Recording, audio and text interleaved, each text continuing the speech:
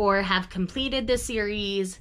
And hey, get down.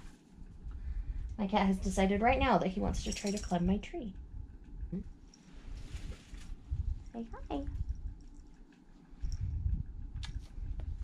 Hi friends, it's Shayla here. So today we are here to talk about my favorite manga of the year. This list was really hard to pare down. I've read some amazing things this year and I have no regrets about this list. I'm not going to do these in any particular order. I'm just going to grab from the top of the stack and we'll go from there. The rules for this list is I have to at least be current on the publish or have finished the series. And that's how I determine this list every year.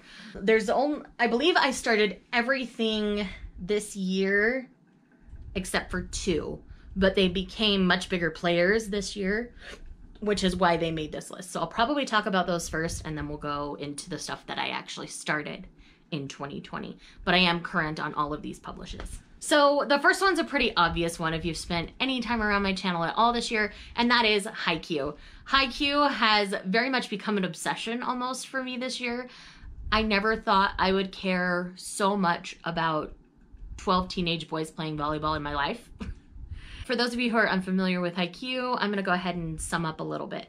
So the foundation to this story is we have 2 teenage characters. The primary perspective we follow is a young man named Shoyo Hinata.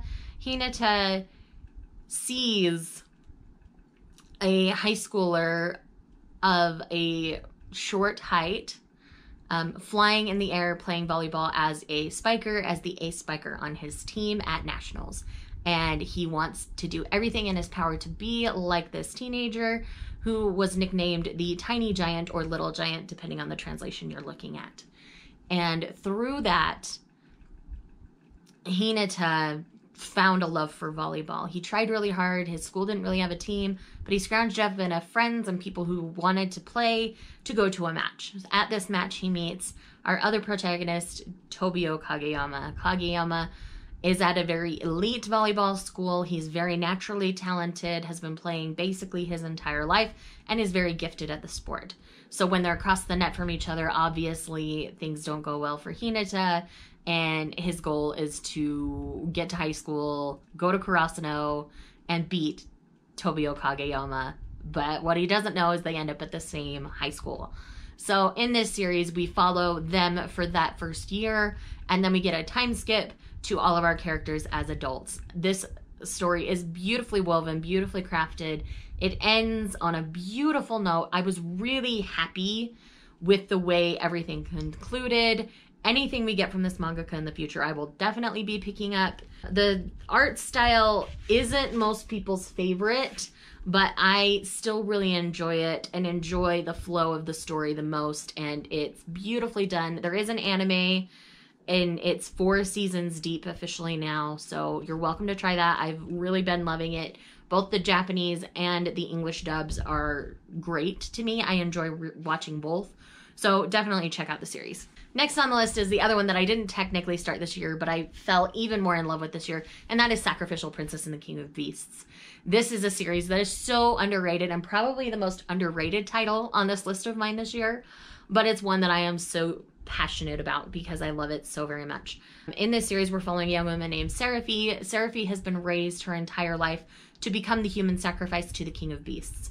Through some circumstances that are spoilery, so I will not share, Seraphi actually ends up kind of pseudo-engaged to the King of Beasts. And so this series is her journey in proving herself to beast kind, that she can be the partner to the King of Beasts, and to be his bride and to be his princess.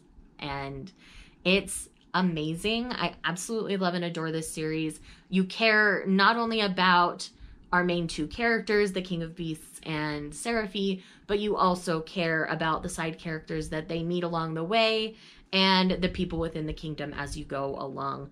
This is so beautifully crafted. It is very politically centered, actually. There are antagonists within the castle that cause all sorts of problems for Seraphi and King Leon. Leonhart, but Leon.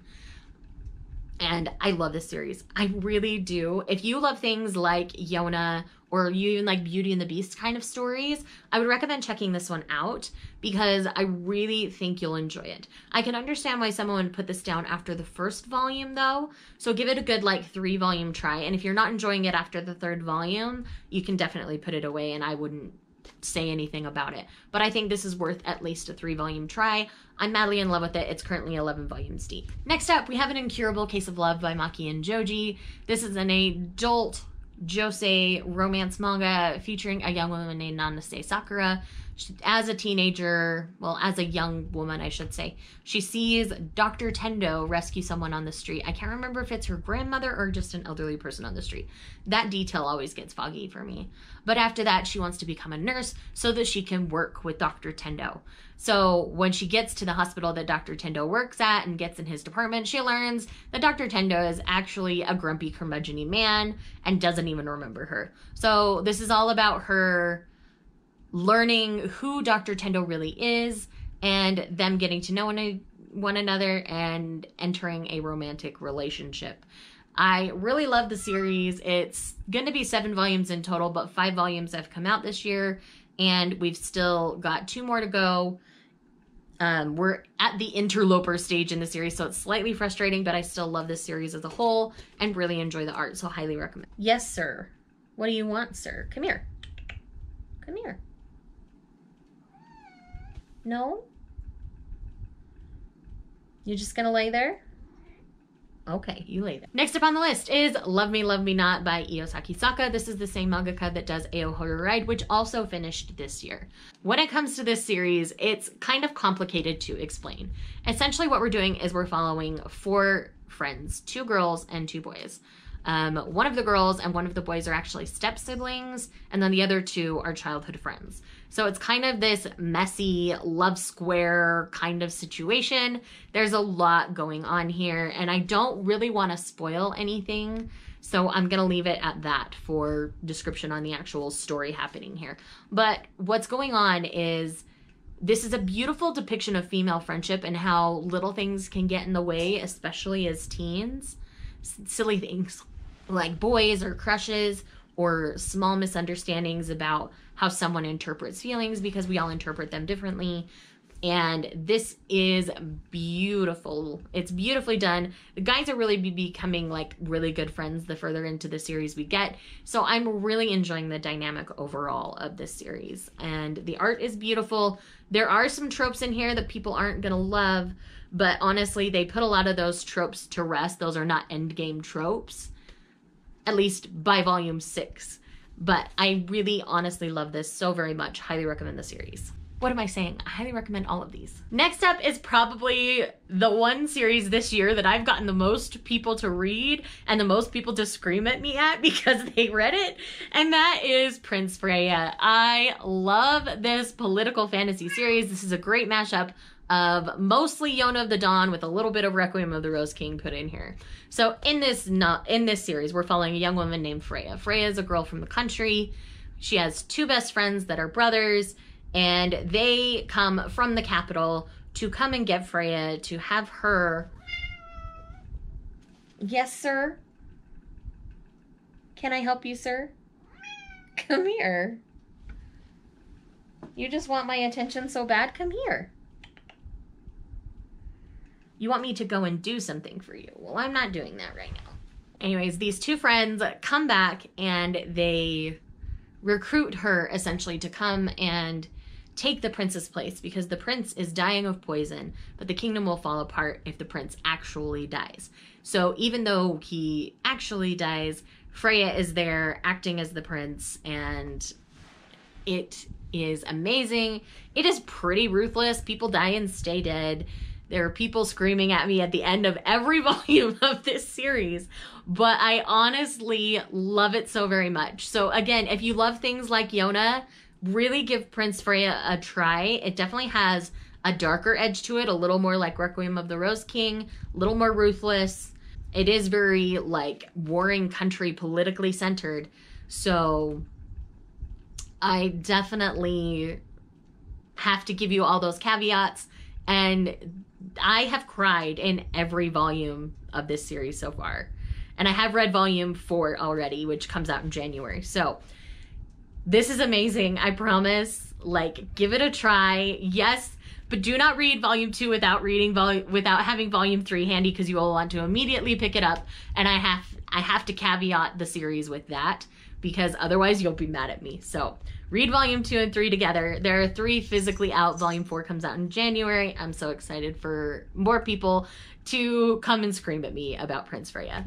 All right, we're halfway through the list. Let's keep going here. So next on the list is Not Your Idol. Again, this is another one a lot of people scream at me at because this is on indefinite hiatus. We have 2 volumes so far. This is about a young woman named Nina. She was an idol, and at a meet and greet handshake event, she ends up attacked by one of the fans. Like, they literally cut her body. And from there, she decides to not be an idol anymore.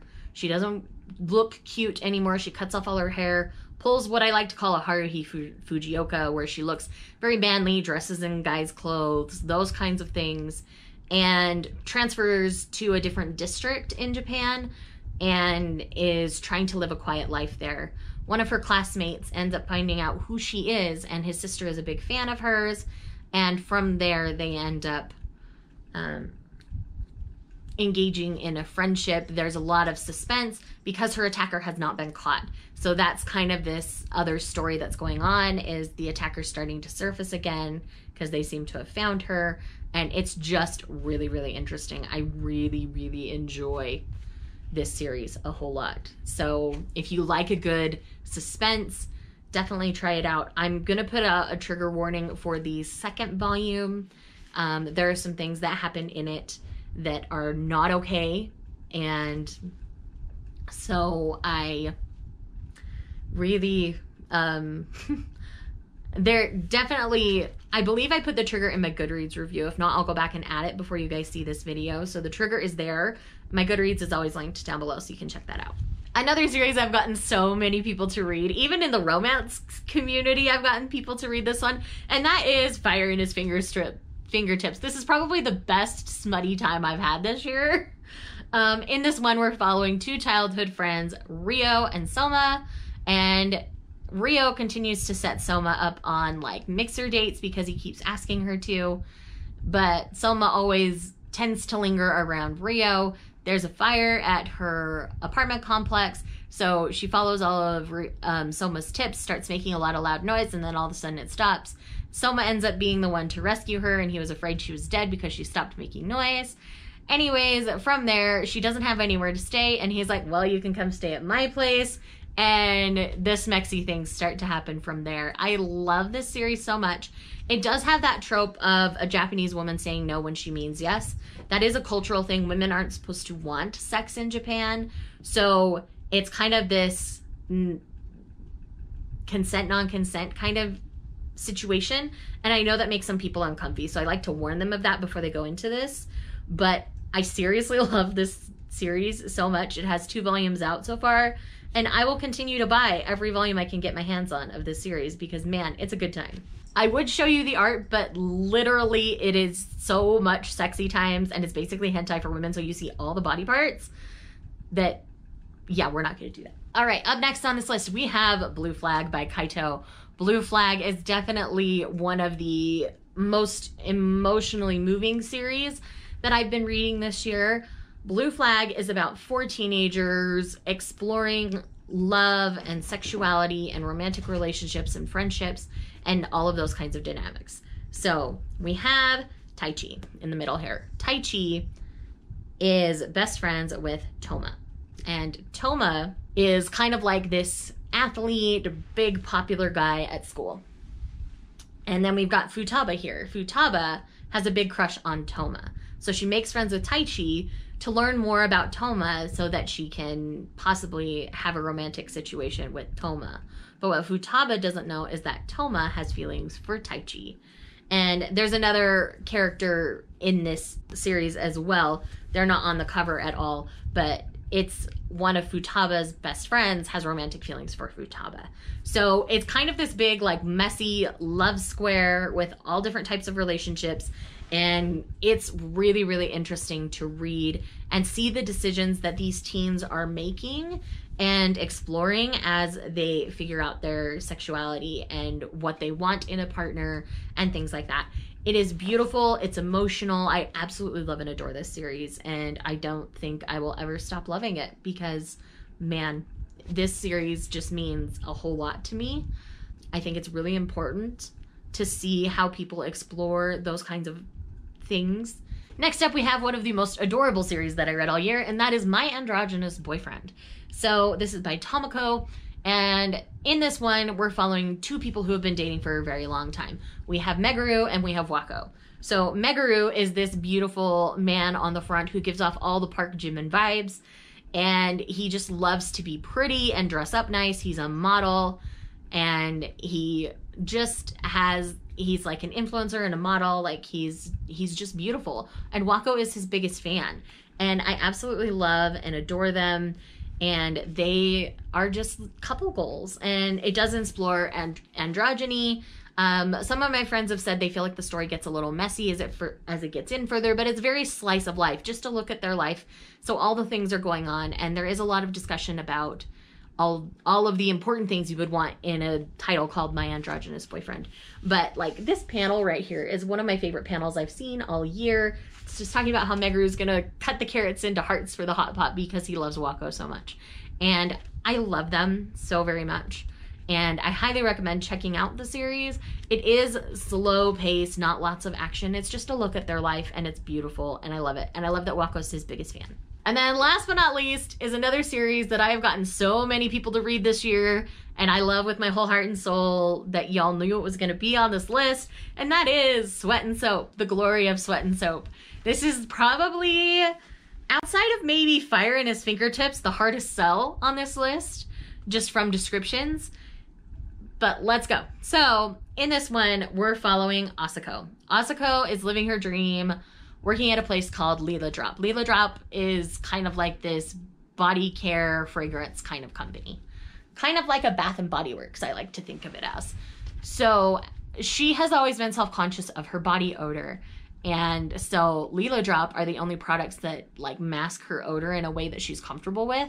And so that's why she wanted to work for them and all those kinds of things. So she's happily looking at a display, and all of a sudden somebody from the product development department named Natori walks by, and he catches a whiff of her, and he likes what he smells. So we have this situation here on the first page that says, for the next week, can I come and smell you every day? And she's like, And from there, they form a friendship when he comes to like smell her to get inspiration for his new scent line. Like, I know it sounds weird, but these two have a friendship that grows into a romantic relationship, and they have such a healthy adult relationship. They have misunderstandings, but they have very strong communication. Like all of volume 4 is basically a discussion about the possibility of moving in together. And it is so beautifully and artfully handled. I really love the art in this. It's so cute. And I really, really love them as a couple. Like, they are couple goals. This is going to be 10 volumes in total by the end. We have 4 out so far, but I love this series so much. Like, I know it's a hard sell and it sounds weird. And yes, there is a little bit of a smelling fetish thing going on here. But I promise it doesn't overtake the story. It is much more about their open, communicative couple goals relationship. And I need everybody to read it because it's amazing. And you've got some smut in there. And she's absolutely adorable. She's got the cutest bum ever. But I love this so very much. Like, please, please, please, please, please read this. Like, it's so good. I love it. I love it so much. So friends, those are my top 10 manga for 2020. I hope with all my heart you will at least try these series, and I will see you guys in the next one. Bye.